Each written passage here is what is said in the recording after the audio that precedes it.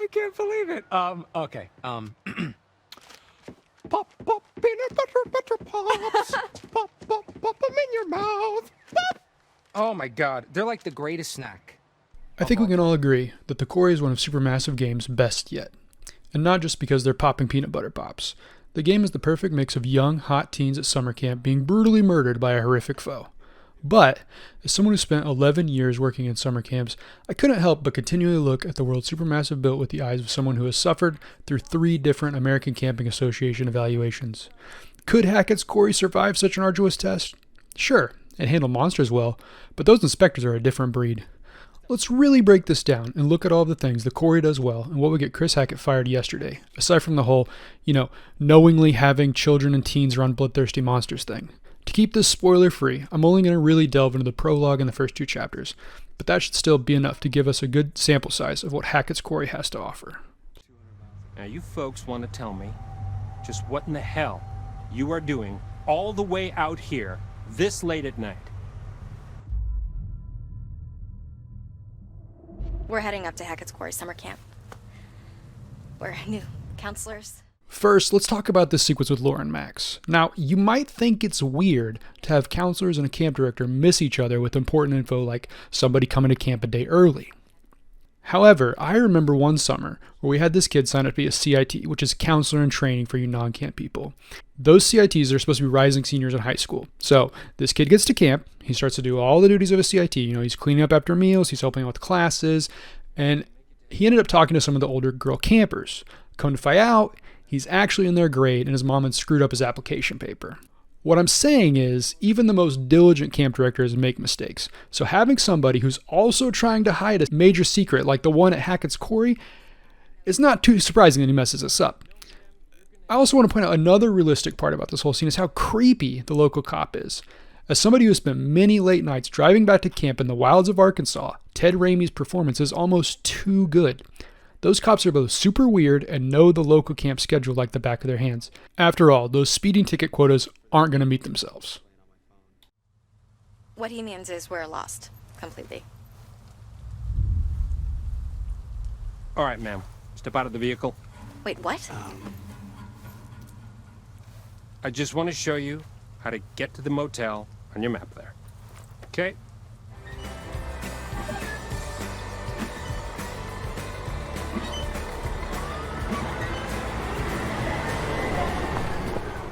Okay, now we're at the end of camp and I immediately have some questions. We see a bus driving off with the campers, but it looks like a small school bus, so unless these parents are paying through the butt for camp, that's not enough kids to keep a camp open. Obviously, some of the kids might have gotten picked up by a family member or whatever, but my camp had at least one charter bus leaving at the end of every session. Also, while we're on the topic of leaving camp, why do none of these counselors have their own cars? We saw Laura and Max in their own in the first scene, but here Chris is going to drive all of them away from camp. Are they parked in an off-site location? Did they all fly in? This is a really strange way to run a camp. Sure, it lets the story work, but if they only have 2 cars between the entire staff, how are they doing nights off? And what happens if there's an emergency? All I'm saying is this is both a logistical and legal nightmare waiting to happen. Dude, I'm telling you, all right, it's busted. Well, maybe you're doing it wrong. Maybe you're doing it wrong. Okay, this is, you've heard of spatial awareness before, right? Spatial awareness is for nerds. Be a lamb and grab the last couple of bags, will you? Yes, boss. Say hi to Emma for me. You're a bad person. Yes, I am. Let's also talk about this lodge. Obviously, it's massive. Just a beautiful selling piece for parents. We also see it's got a lakefront, which, again, is an insurance issue, but plenty of camps deal with it. Personally, I could never, but they can have a blob like in Heavyweights, so that's rad. When we actually head inside, we see this massive dining area, but a relatively small kitchen. I'm sorry, but you're not serving the 60 to 120 campers you'd want to with how tiny that thing is. I don't even see a set of warming trays. This is a normal person kitchen, not a camp kitchen. Also, why are there still dirty dishes left on the tables? They're about to close for the summer, but they can't even clean up. I mean, come on. My camp owner would have a second heart attack if we tried to leave the lodge like this after a summer. Finally, why is the lodge so big? Later in the game, we see what looks like classrooms and a first aid station on the upper floor, but what are the classrooms for?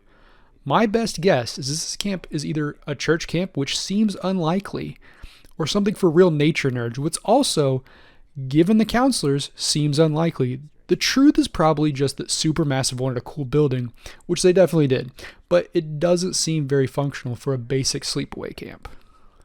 Keep varmints from ransacking the place. Mr. H's words, not mine. Oh, boring. Before leaving the lodge, let's also talk about the cell phone policy at Hackett's Quarry. Now look, most camps aren't going to want their counselors on their cell phones all the time. They are going to have them restricted in some way. That said, actually taking them for the entire summer and just putting them in your office, that's a stretch. I mean, you have this massive lodge. Where's your counselor's lounge? Just let the youths keep their phones in there to use on breaks or in emergencies. Heck, if I have a counselor out on the waterfront, I want them to have their phone. They need a reliable way to get help, and a radio isn't always going to cut it. Though again, them not having much cell power is part of the story, so I understand why Supermassive does this. It's just not very realistic for the camps I've worked at and visited. I never turned it in. You should have turned it off before you handed it in, Dylan. Them's the rules, you noob. Now we get to see the cabins, and I again have some questions. These cabins look like they hold somewhere between 8 and 12 people. There are 10 of them, and I'm assuming that at least 2 counselors are in each cabin. At least that would be the standard. So that puts the total camper count at somewhere between 60 and 100, which is the number I said earlier, so that makes sense. What doesn't make sense is that these appears to be the only cabins, which means you have the boys and the girls' cabins right next to each other. Look, I know some camps are more progressive than others, but this seems like a nightmare to deal with. You already have plenty of kids trying to sneak out at night, even if the bunks are across camp. So having them right here does not make much sense to me. On top of that, the cabin we can go into doesn't seem to have room for a bathroom. Are people leaving the cabin in the middle of the night to go to the swimming pool showers to pee? Think about how dangerous that is if you have little kids at your camp. Snakes come out at night. So little Johnny needs to tinkle. He goes over there. He's not wearing his shoes. He gets bit by a rattler. That's a massive lawsuit on your hands. And parents these days are litigious. You can't play around. Speaking of lawsuits, did you clock that giant hole in the chain link fence around the pool? You cannot leave that because some dumb kid is going to go for a late night dip and drown. Not only did you just get a kid killed from negligence, but you've also just lost your entire camp when you get taken to court. I knew Chris was a bad director, but geez. This is a small thing, but it's very strange to me to have your radio headquarters by the cabins and not by the lodge. This is where you're making announcements all throughout the day. You might have a counselor run a morning show or something, but as the director, you need easy access to this thing at all times. It has to be centrally located, not just shoved off to the side and forgotten about. Wow, the kids really wiped this place out. All right, let's talk about this storeroom. First of all, this thing is massive and seems to be mostly filled with random merch. Most sleepaway camps do have something like this, but I'm wondering if there's some type of off-season tourism happening because this is a huge building for 100 campers. The camp I worked at for 11 years had a similar population, and our camper store was maybe a tenth the size of this thing. I assume big camp stores like this exist, but not for something with such a small camper population. On top of that, what kind of director keeps alcohol in a camp store where the kids are constantly going? I guess I shouldn't be surprised given how negligent Chris has been in every other aspect, but man, there is no way this camp is getting an ACA accreditation. You're really gonna keep the gun, huh? Yeah, for bears. Yo, my guy, toss me the keys. I'll quickly note that I don't find this whole surveillance setup to be that weird. Depending on where your camp is, you're going to want to be able to monitor the surrounding area. Now, hiding your equipment in a fake closet is a little out there, but having a perimeter that you can keep an eye on is not a bad idea. That said, I would probably rather invest in some type of automatic alert system. You're just not going to have the time during a day at camp to actually watch these monitors and see if anything is happening. If you instead have something that can ping your phone when someone or something crosses a certain point, I could see how that would be helpful. Weirdly, this might be the one good thing Chris has done with Hackett's Quarry. Super creepy pervert with a spy cam to, you know, super crazy conspiracy hunter. To be fair, Bigfoot's not a conspiracy. Okay, let's end with the one thing I think the Quarry does unequivocally well in capturing what summer camp is really like: the relationships between counselors. Personally, I've run the gamut at camp, from broken hearts to meeting my future wife. This vibe of trying to hold on to something on that last day of the summer is nailed so perfectly by Supermassive.